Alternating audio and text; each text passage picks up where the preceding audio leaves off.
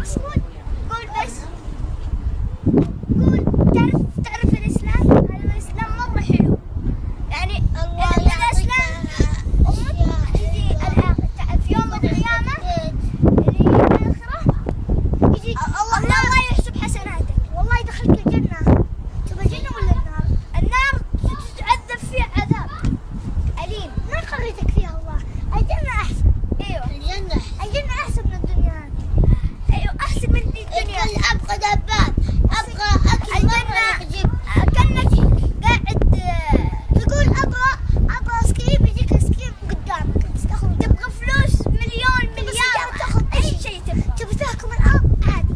تبغى أشياء الله خلقها.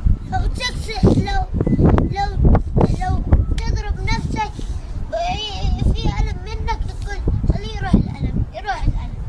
شوف وكمان هناك في الجنة ما في مرض، ما يصير لك شيء. حتى لو مت في الجنة ما تروح الحمام في الجنة، بس تاكل، ما تروح دورات المياه، بس تاكل ما تشبع كمان، ترتاح، ما تشبع، لا في أي شيء تبغى. السرير اللي تنام عليه من ذهب.